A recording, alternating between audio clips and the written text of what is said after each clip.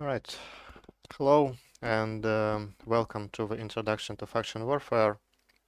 Today we will talk about probably the most new player-friendly PvP activity in EVE Online. We will cover the following topics. First, I will talk about what is faction warfare, what are the key game mechanics in Empire faction warfare. Then we will briefly talk about insurgencies or pirate faction warfare. I will also explain how to join faction warfare and what are the tricks that you need to know about faction standings.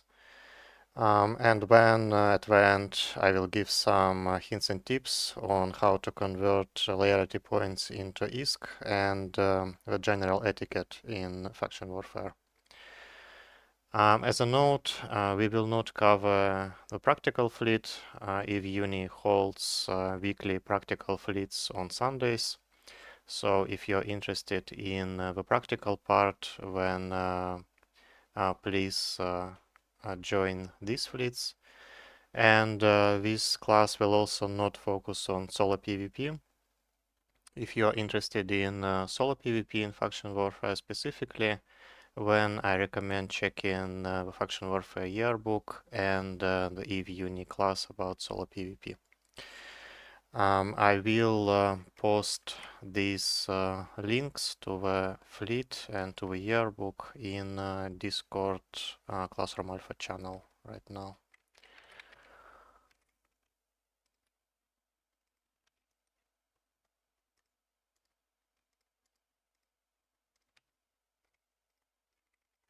Okay, give me a sec.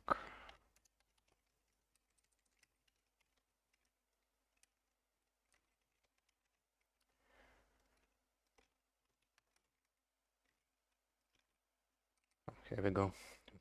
Discord doesn't like me copy pasting from a PowerPoint for some reason. The first link is the link to the forum post about practical fleets, and the two other links are the yearbook and the recording for the solo PvP class. If you will have any questions during the class, then please go to the Classroom Alpha chat and ask your questions there. I will check the questions occasionally as we go through the presentation. Okay, let's start with what is the faction warfare. The faction warfare is divided into two war zones. Both are located in low-sec.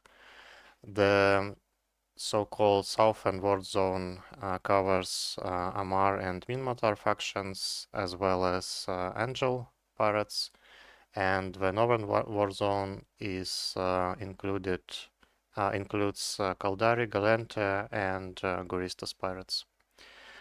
In these war zones, the general goal is to control, conquer star systems, and you get loyalty points and faction standings for various activities. You can be a part of Empire faction warfare or a pirate faction warfare. Important to know that once you join faction warfare, you will be at war with two other factions. So, for example, if you join Amar faction warfare, then you will be at war against all pilots that are part of Minmatar faction warfare and Angel Cartel. And similarly, if you join, for example, Guristas pirates, you will be at war against both Galente and Caldari. And these pilots will be able to engage you anywhere, including high-sec, and you will also be attacked by the enemy NPC factions in high-sec. So if you join Galente, then you will be attacked by Caldari Empire NPCs in Caldari high-sec. So Jita may become, well, wouldn't say inaccessible, but it can be tricky to get there. And similarly, if you join a pirate faction, then you will be attacked by faction navies in high-sec of both factions. So if you are in Guristas, you will be attacked by both Galente and Caldari NPCs. As I said, the main goal is the system control. There are a couple of meaningful, significant rewards for system control and a bunch of fairly minor things that I will not even mention here because they generally do not really impact the gameplay at all. The significant rewards for the Empire faction warfare pilots is the ability to deny docking rights unless it's a frontline system. We will talk what is a frontline system on the next slides. And if you are part of insurgency, pirate warfare, when you can downgrade the security mechanics, essentially at level 5 corruption, you can turn low sec into null sec, and you can turn high sec into low sec, which can be quite fun. And also, if pirates win the insurgency, when the infrastructure hub of Empire faction warfare system becomes vulnerable and it can be attacked. Again, we will talk a bit more on what's the infrastructure hub, what is the forward operating base, and what is the victory points on the next slide. Here I just want to throw this idea because it really like one of a very few points where insurgencies and empire factions like really interact with each other. It's possible to capture the entire war zone, and it happened a couple of times in the past, but there is no special reward for it. I know that some people think that you get something special if you uh, uh, control the entire war zone, but currently it's not the case.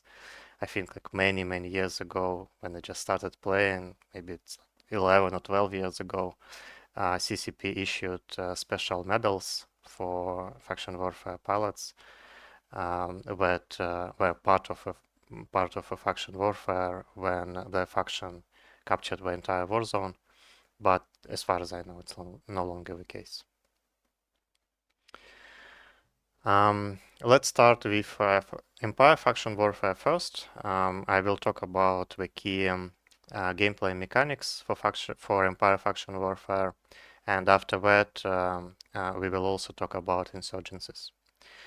So a couple of important vocabulary that you need to know includes victory points, advantage, infrastructure hub, and loyalty points. Let's talk about them independently. The victory points is the metric that impacts the system control. Every faction needs to earn 75,000 victory points to make the infrastructure hub vulnerable and eventually flip the system. To control the system, you need to destroy the infrastructure hub. You get victory points by completing complexes, that is including the battlefields, and this is the only way to acquire victory points. Again, we will cover that a bit later. So you need to essentially complete a certain number, and this number is pretty high, of complexes to make infrastructure hub vulnerable. The advantage modifier is simply the metric that makes defending or attacking a system easier. So if you look at this screenshot, there is a Caldari system, which is a front line, and Galente holds advantage in the Caldari system. It means that Galente needs to acquire a bit less than 75,000 victory points to make the infrastructure hub vulnerable. And it works in our situations, like vice versa. If Caldari has the advantage, then it makes it a bit easier to defend the system. Infrastructure hub, this is the main structure in faction warfare. It is present in every faction warfare system. It is invulnerable until one of the factions reaches the threshold for the victory points, and once this threshold is reached, the infrastructure hub becomes vulnerable. It's a pretty straightforward structure bash. It's just a structure with a whole bunch of hit points, and you need to grind for these hit points to destroy the iHub. And once the iHub is destroyed, on the next downtime, the system will change the owner. Finally, loyalty points. Loyalty points is the rewards that you get for completing various objectives in faction warfare. Note that you do not get ISK rewards in faction warfare, you only get loyalty points. And when you can exchange loyalty points in loyalty point stores for various valuable items, and when you need to sell the items on the market for ISK. So it's a bit of it requires a bit of work to actually get faction warfare rewards into the liquid ISK.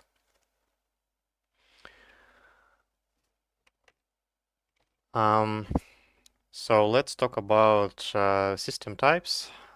This is the core element of gameplay in Empire Faction Warfare. There are three types in Faction Warfare, three system types. The first one is the frontline. This is probably the most important and the system that attracts the highest activity. The frontline system is always located next to the system controlled by the opposing faction. This is why it's called the frontline. It essentially forms a front in faction warfare. You get the highest LP for completing complexes. It is 1.5 times the base amount of loyalty points. You get fast complex respawn. So when you close the plex, it will reappear, respawn in 20 minutes, unlike 40 or 60 minutes in other systems. And you get a couple of special sites or objectives that appear only in frontline systems. Well, the most important one is the battlefield. We will talk about the battlefield a bit later. And you also get so-called RV sites in the frontline. Again, I will also cover these special sites on the separate slide.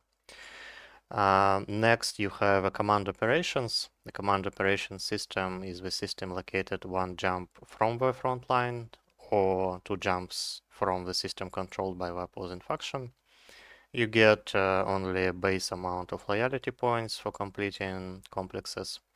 The complexes respawn a bit slower, and pirate forward operating bases in insurgencies spawn in command operation systems only. And finally, the rearguard systems.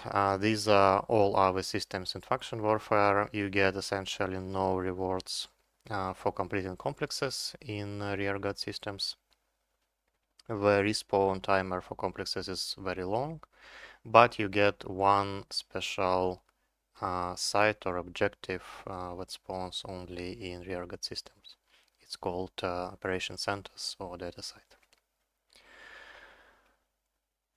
Let's talk about complexes. The complex is the most important element of gameplay in both faction warfare, in both Empire faction warfare and Pirate faction warfare. This is where you will spend the most time probably. So we will cover it in more detail. Firstly, when you enter a faction warfare system, you see all available complexes in the prop scanner window. They are similar to directly warpable anomalies in nullsec.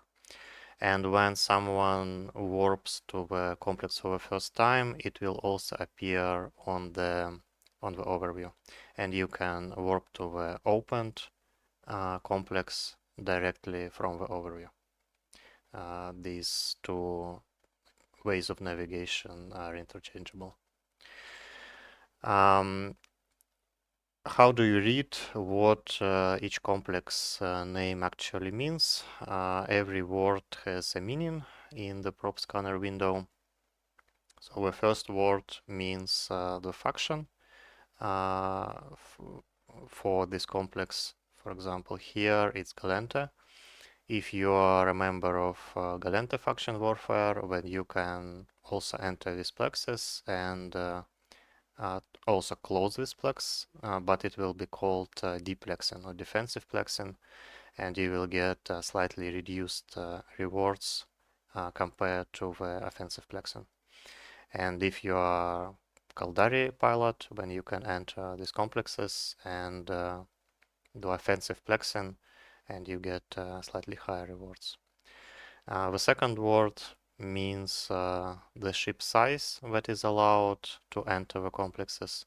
Every complex is, not every, all except one complexes are gated. And the gate, acceleration gate, will allow only specific ship sizes to enter. We will talk about this in a bit more detail on the next slide or in 2 slides. The next word, ADV or NVY, means the ship tech that is allowed to enter. NVY means that only Tech 1 and Navy ships are allowed to enter, and ADV means that all ship techs are allowed to enter. Again, with a couple of weird borderline cases that we will cover a bit later. And the final number, so ADV-1, 1 means the highest payout. So if it's a 1, the size 1, then only one pilot per plex will get the highest reward. And if 2 pilots enter the complex and close it, then the payout will be divided by the number of pilots, so in this case halved. There are 2 sizes really of the complexes. It's 1 and 5. So 1 rewards only a single pilot, and 5 rewards up to 5 pilots. The objective is very simple. You enter the complex in a ship that is allowed to enter a complex. When you kill enemy NPC ships, they occasionally respawn. The NPC ships are just DPS checks essentially. They do not deal a lot of damage, but they kinda, again, make sure that if you want the highest rewards in offensive plexing, you have to bring something at least slightly combat capable. You can't complete them in an unfitted ship. When you watch the timer tick down, it's typically between 10 and 15 minutes, and you get a reward. That's pretty much it. If you run plexes defensively, then the plexing payouts will be proportionally reduced to the system contested level. So if a contested level is close to 100%, then you will get almost the same for defensive plexing as you get for offensive plexing. And if a system is very quiet and the contested level is very low, then you get almost nothing for deplexing. All complexes look very similar. The only exceptions are the open complex and the battlefield, but all the others will look like shown on the picture. When you warp to a complex, you land on the acceleration gate. The acceleration gate activation radius is 100 kilometers. This is different to activation radiuses for DED size, for example. These usually have only 10-kilometer activation radius. When the acceleration gate checks that you are in a valid ship to enter a complex, and if you are in a valid ship, you can activate acceleration gate and land inside the complex. You will always land on the warping beacon inside the complex. After that, you have to stay in the capture area to run a timer. You can leave the capture area. It's not like an abyssal, but you will not be able to run a timer once you go further away than 30 kilometers. And really, that's pretty much it. There are a couple of game mechanics that you should know. Firstly, both inside and outside of a complex are dead space. There are a couple of special rules for dead space. Firstly, no on-grid warps, so you can't warp to a wreck or to a fleet mate, even if they are more than 150 kilometers away from you. Dead space will not allow you to. And if you warp to a dead space grid from somewhere else in the system, you will always land at a specified distance on the acceleration gate. For example, your fleet mate is 100 kilometers off the acceleration gate on the outside, and you warp at 100 to, or let's say at 0 for simplicity, to your fleet mate. You will not land at 0 on your fleet mate, you will land at 0 on the acceleration gate. Dead space also do not allow using Sinus. This is usually not really impactful in faction warfare. And clocking is disabled inside the complex within 30 kilometers from the capture point or within the capture radius, but it is enabled outside of this radius. So very occasionally you will see like a single ship inside the complex when you enter, and when like a Griffin or a Stero decloaks, I don't know, 50 kilometers away from you. Sometimes it happens. Yeah, and now let's talk about what complexes exist in faction warfare, what are the limitations, payouts, and so on. You don't need to memorize all these numbers. I will just give like a brief overview and conclusions that you need to remember, and I will share the presentations afterwards, and you can just refer to it.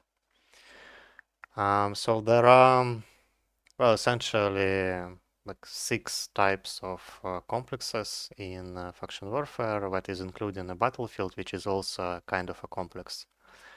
The scout is the smallest one, and open or a battlefield is the largest one. The scout allows only frigates to enter. When you get small is destroyers, medium is cruisers, large is battleships, not battlecruisers. Open is the only complex that is not gated, so you can even warp a Titan to it if you want. And Battlefield only allows battleships. This is important feature. Battlefield is not a completely open complex. It's also gated, and it also has its limitations. The allowed tech, typically most sites can spawn as Navy or advanced, but scouts and battlefields always spawn as Navy. So there are no advanced battlefield or advanced scout. They will always limit tech to Navy ships. The capture time is fixed for complexes from scout to open. It's 10 minutes for scouts and smalls and 15 minutes for mediums up to open. Battlefield capture time really depends on the fleet, on their position, and so on. Typically, you can close it with a decent fleet and minimal opposition, something like 25 to 30 minutes. The next column is the DPS check. So the first number is the minimal DPS that you need to clear the NPCs inside. For Scout, it's about 60 DPS, for Small is 150, and so on. And the best is like DPS that allows you to kill the NPC in a pretty reasonable time, pretty fast. The main takeaway from here is that you can actually close large plexes like mediums, larges, and opens in high DPS destroyer, such as Catalyst, if you want. The Catalysts or any other actually high DPS destroyers have enough damage to clear NPCs in larger complexes. Of course, you will not really be able to contest this complex if a cruiser or anything larger comes in, but if it's uncontested, then technically you can um, close large complexes in a relatively small ships. Next column is the number of victory points awarded. The first number is for the Navy complex and the second number is for advanced complex. Pretty reasonable that you get the higher number of victory points for larger complexes, up to 350 for the open, and battlefields are especially lucrative. For system control, you get up to 2000 victory points for offensive battlefield. Finally, the payouts, loyalty point payouts. The first number again is for the Navy complex, and the second number is for advanced complex. Advanced complexes pay a bit more, naturally, because they typically are a bit more contested. More ships can enter the advanced complexes than the Navy complex. And larger complexes, so size 5, they also pay a bit more loyalty points than size 1 complexes. For battlefields, the highest payout fleet size is 30, so it will pay the highest payout for up to 30 people on grid. And the highest payout is 150,000 loyalty points. If this fleet size is increased, then the payout will decrease proportionally. A couple of borderline cases about what ships can enter. Remember that tech-free ships, such as tech-free confessors, or tech-free destroyers, Confessor, or tech-free cruisers, like Loki, they can enter only advanced complexes and one size larger than normal. So tech-free destroyers will only be able to enter medium advanced or above, and tech-free cruisers large advanced and above. And all Pirate, Sisters of Eve, and Society of Conscious Thought ships are considered advanced for faction warfare. So if you take an Astero, you will not be able to enter a Navy complex. Any Navy complex, you will only be able to enter advanced complexes. And in insurgencies, all complexes will be advanced. Battlefield. Battlefield is the special complex. It is also gated with the limitations that I explained on the previous slide. It has a couple of features compared to our complexes. The first feature is that acceleration gate separates the landing points depending on what faction you belong to. So for example, let's look at the picture. It is screenshot from a battlefield in northern Warzone, Galente Caldari Warzone, and you will see 3 warping beacons. Galente will land on one warpoint beacon that is called Galente Rally Point. All Caldari pilots will land on a different beacon that is called Caldari Rally Point. And all the neutral pilots that do not belong to Galente or Caldari will land to a third beacon. And these beacons are something like 100 kilometers away from each other. So it helps to a certain degree to mitigate a problem with camping a beacon, although you still can do it by just warping in the battlefield when burning to the landing point of your enemy and just camping there. But still, since there is no single warping point, it makes the PvP inside Battlefield a bit more dynamic. Overall, the mechanic is pretty similar. You have hostile NPCs spawning in 3 different locations. You kill these NPCs when you run a timer. When more NPCs spawn, you kill these NPCs when you continue to run a timer, and eventually, like, you get enough points and the battlefield is closed. As I mentioned, it takes usually about half an hour uncontested.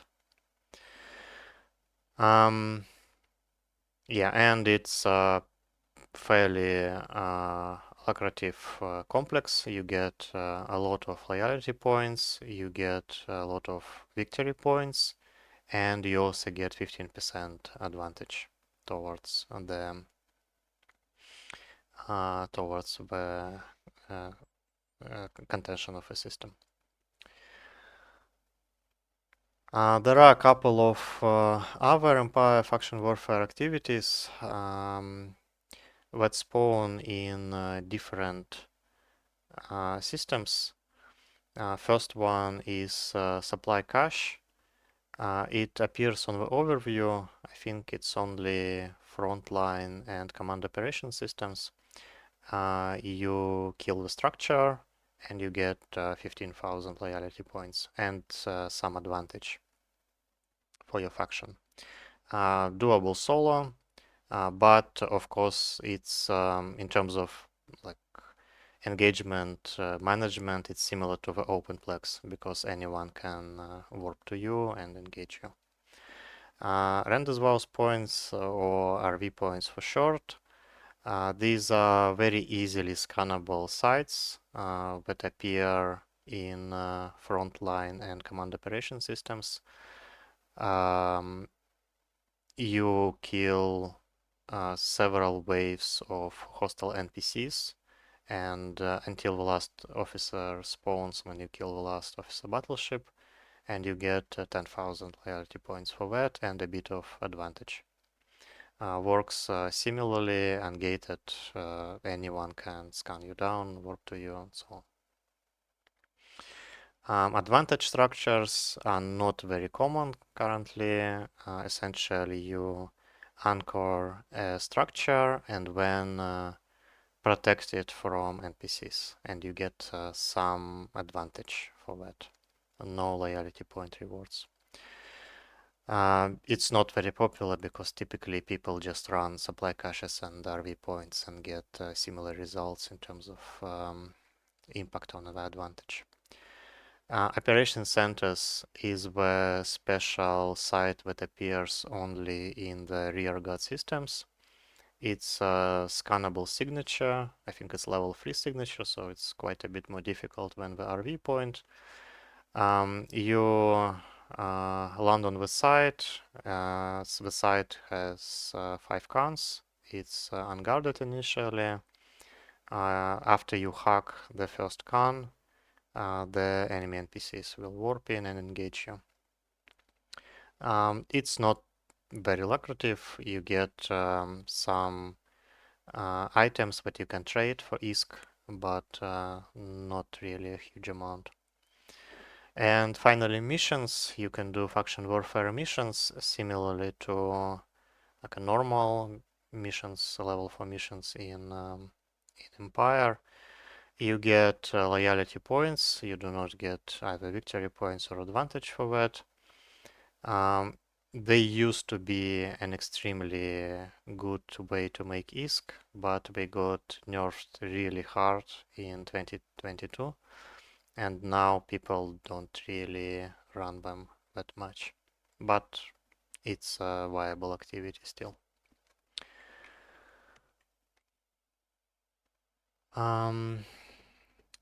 Okay, I have a question. Can you just clock on the capture point? Uh, in normal complexes, definitely not. In battlefields, I honestly don't know if cloaking is disabled or not. Probably not. So you probably can cloak, but I need to confirm that. In normal faction warfare complexes you cannot. You can only clock 30 kilometers or more away from a capture point. But you can clock on the acceleration gate outside. There is no limitations there on that. Okay, let's talk about insurgencies. Insurgencies or pirate faction warfare have some similarities to the Empire faction warfare and also some differences. Let's talk about system control first, and then we will go to the activities that you can do in pirate faction warfare. Insurgencies, as I mentioned before, start in random command operation system, so that is next jump to any front line. You get a special structure that is called a forward operating base in the initial insurgency system or like one of the random command operation systems. And FOB has a similar function to faction warfare IHub. Once the insurgency starts, you have 1 day timer until the insurgency event starts to appear in the initial system and one systems around the initial system. You can complete insurgency sites as Empire Faction Warfare pilot, and if you do, you contribute to suppression. And if you complete these sites as Pirate Faction Warfare pilot, you contribute to corruption. Both suppression and corruption go up to 5 levels, so 5 stages. And the goal is to get a certain number of systems up to level 5 corruption. The minimal number, I think, is 7 and the maximum is 20. It depends on the results of previous insurgencies. So if a pirate win the insurgency, then on the next insurgency they have to capture one more system relative to the defenders and vice versa. But generally pirates always win because pirate LP is more valuable than Empire LP, and it attracts more farmers in the insurgency zone. And when you get more farmers, you always complete these objectives much faster. So as far as I know, like every insurgency that has ever happened always was won by the pirates. But if Empire faction warfare actually win the insurgency, they also have to destroy pirate FOB in the initial insurgency system. And for pirates, it's just like reach a certain number of systems at stage 5 corruption, and the insurgency immediately ends after that. What's actually the goal of this corruption and suppression stuff?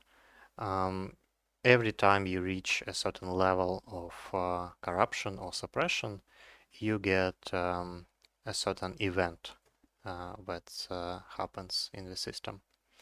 There are probably 3 events in my experience that you need to be aware of. Others kind of happen and you don't really care about them.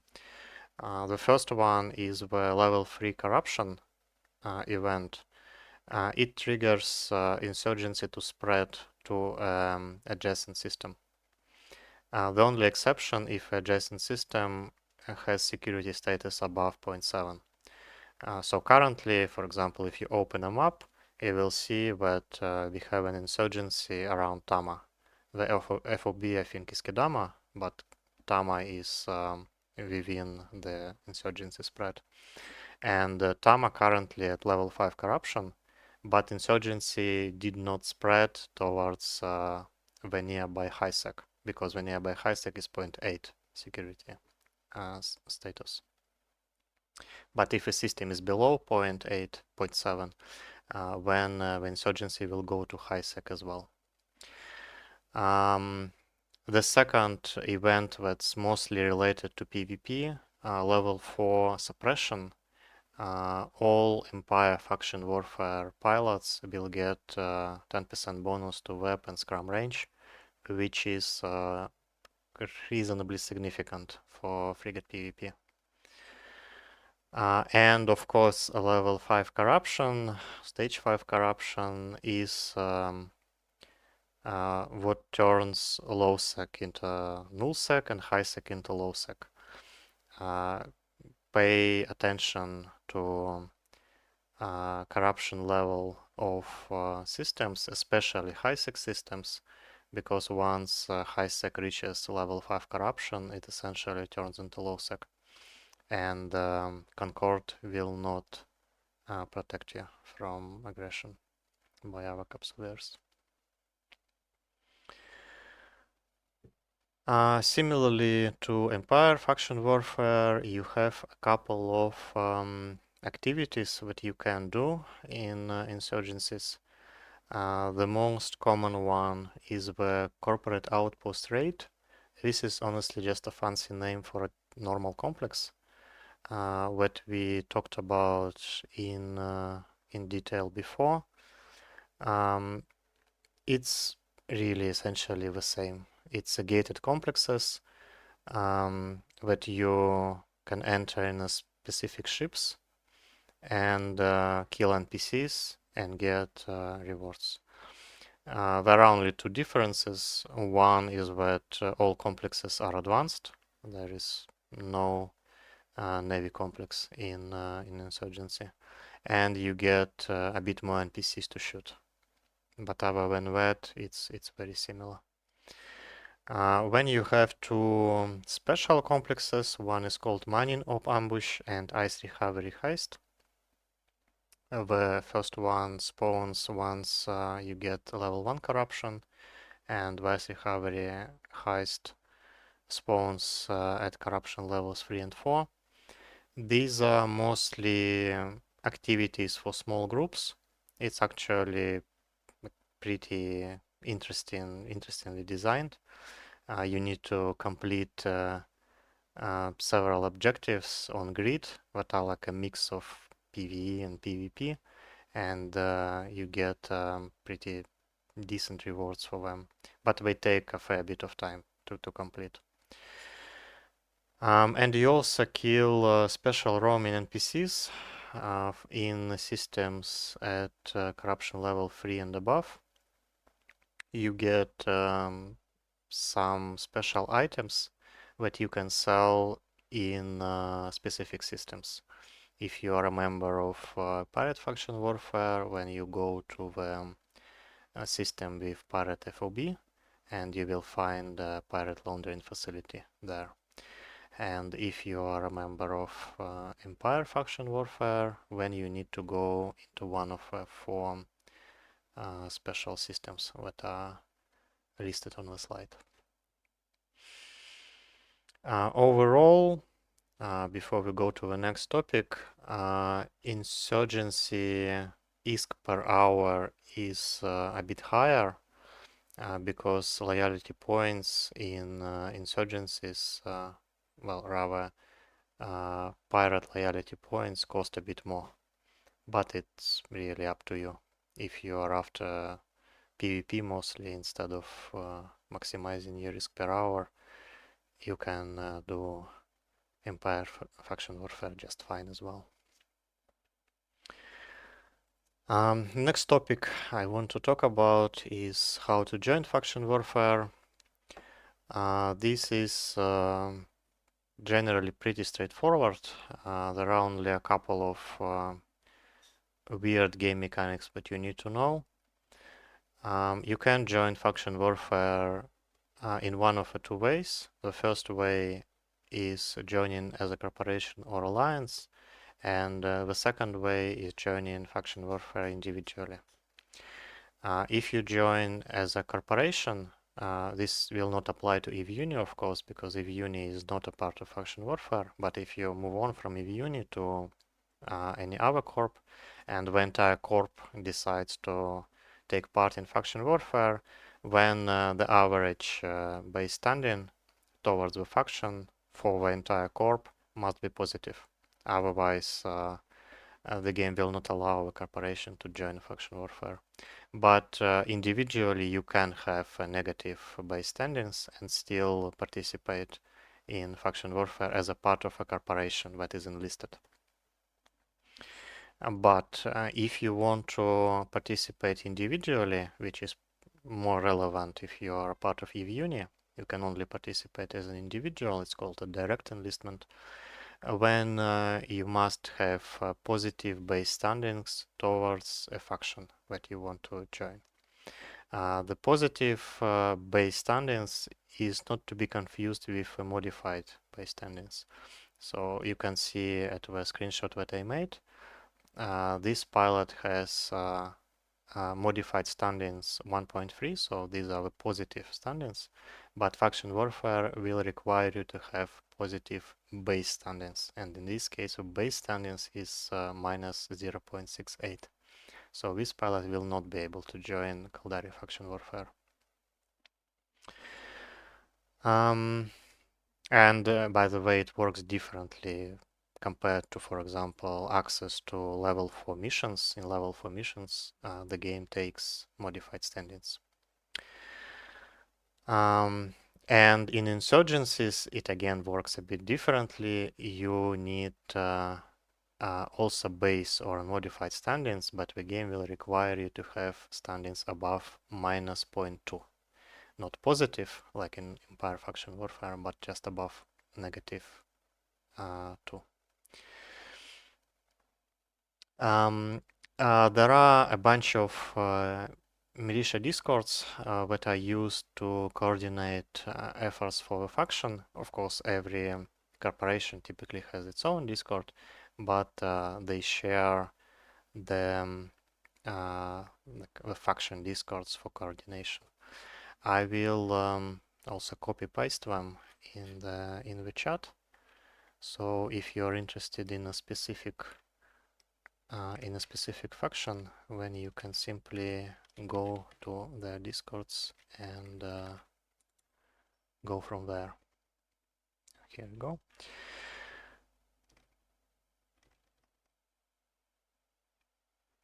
If you want to enlist directly, it's pretty straightforward.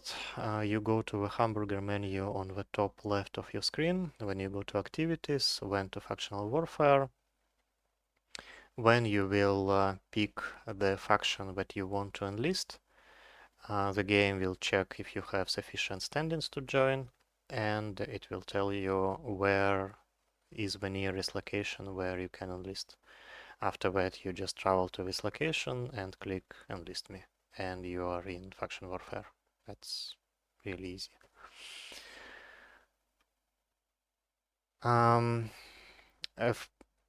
If you want to participate in faction warfare, you need to keep an eye on your standings. And some activities increase or reduce your standings. It's really not intuitive. I will just explain the key things that you need to know, and some other events are listed on this in this table as well. So firstly, if you join or leave faction warfare, it has no impact on your standings at all. You can do that as many times as you want. Next, if you capture a complex, you get increased standings towards the NPC faction warfare corporation standings. In itself, it doesn't really mean that much, but eventually it will lead to a promotion. Faction warfare has these ranks. They don't really do anything, but once you get a promotion, you also get a large boost to your faction standings. And once you get a boost to your faction standings, it will also affect derived standings on the faction that is at war with your faction. So in plain English, it means once you get a promotion, for example, you are in Galente faction warfare, you just got a promotion in Galente function. You get a boost to Galente function standings, and it means that you get a penalty towards Caldari function standings. So if you stay in Galente faction warfare for a while and get a bunch of promotions, generally it will ruin your standings towards Caldari faction. In itself, it will mean that you will not be able to join Caldari faction warfare without a mind-breaking amount of grind. And at some point, NPCs in Caldari space will also start attacking you, even though you already left faction warfare. I think the threshold is negative 5.0 standing towards Empire faction. So you just need to keep an eye on that. Aggression rules. If you aggress faction warfare pilot in a player corporation, no impact on anything at all. But if you aggress faction warfare pilot in NPC faction warfare corporation, you will get a penalty towards NPC faction warfare corporation standards. Can be maybe you care about it, maybe not, but yeah, eventually your standings towards the hostile NPC corporation will be pretty low if you participate in FOBA. Aggression against neutral pilots will only incur security status penalties because it's low-sec. This used to be a problem, but now not so much because CCP added suspect flags to any neutral pilots that enter faction warfare complexes, and you can aggress suspects without security status penalties. But it still exists, but it's just not that big of a deal nowadays. Of course, do not aggress friendly militia pilots because you will get you will get standings penalties towards both NPC corporation and faction corporation. And if you do it regularly, you will get kicked from faction warfare due to low faction standings. Missions really ruin all the standings towards hostile faction state. But again, people don't really run missions that much. But just keep in mind that if you decide to run faction warfare missions, your standings towards the enemy faction will be really, really bad, really, really fast. If you complete faction warfare mission, then you only get a bonus towards the faction warfare NPC corporation standings. Yeah, this is really not that intuitive. Like really the most important thing that you will face in practice is the promotion. So just keep that in mind. Final slide, a couple of tips. Firstly is good manners. As I mentioned in the beginning, each side has a certain max payout per pilot. And if more pilots join the complex, then it reduces everyone's payout. So typically, if someone occupies a complex and you see that it's friendly, then you should not stay in the complex and share the rewards. Of course, occasionally you will just activate acceleration gate because you don't know who is inside, and when you will land in the complex just as the timer runs out. And in this case, there is nothing you can do. You can just apologize and move on. People understand that. Similarly, if you participate in battlefields, you need to contribute. Generally, people who do not contribute towards the completion of a battlefield are considered seagulls as well, and people may shoot you even if you belong to their faction. This is if we do, this is probably why we did that. Good to work together, especially if you close multiple size 5 plexes, you can really optimize the number of loyalty points that you get. The agency tab will show you what complexes are available in the next systems, so you can plan your movement accordingly.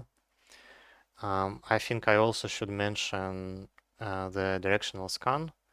Directional scan is incredibly useful in faction warfare to see who is inside every plex. And if you are not familiar with directional scanner, then EVUNI quite regularly holds classes on directional scanner, and I encourage you to participate in one of them. I also have a recording for directional scan class that I did a while ago. Let me also copy paste it in the Discord channel. Yeah, there are two parts of one class. One is a theory and one is practical. If you already know what the DScan is, you can only look at the practical. I will share a couple of tips there. And if you are completely new, then I recommend to watch the theory part first and then the practical part second. Finally, at some point you want to convert your loyalty points into ISK, and you need to know what items in the loyalty point stores have the highest LP to ISK conversion rate. There are websites for that as well. The most commonly used is Fuzzwork. Again, I will copy paste the link in the channel. Give me a second.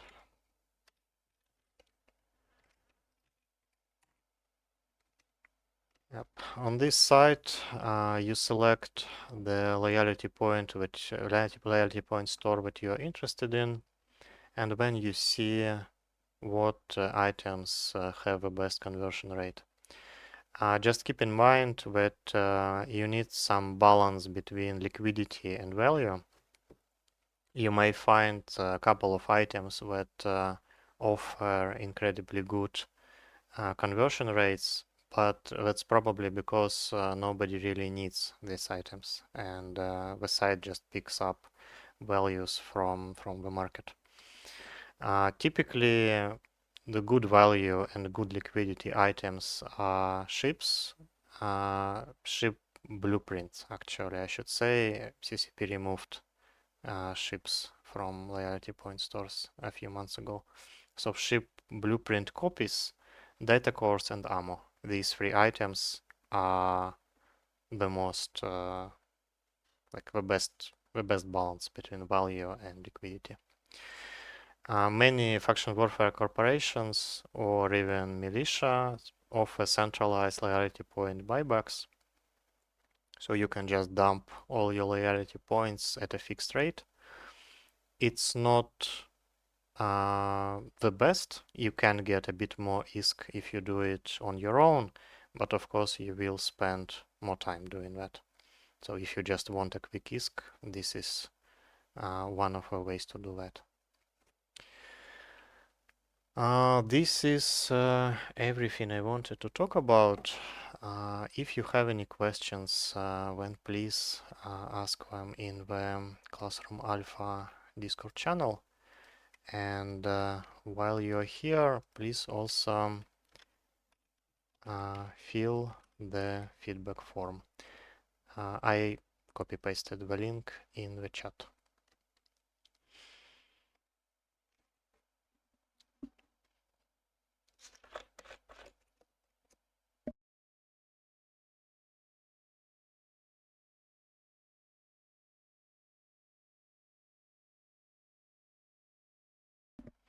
And of course, if you noticed any errors in the presentation, then also please let me know. You can DM me in Discord and I will fix them for the next class. This is currently work in progress. We in EVUNI try to make an up-to-date faction warfare slide deck for this class, so it may have some mistakes. Okay, if there are no questions, then thank you all for joining this class. I hope you find it useful. I will share the presentation and recording, and I hope to see you in the next EVE Uni and my classes in the future. Thank you, and bye bye.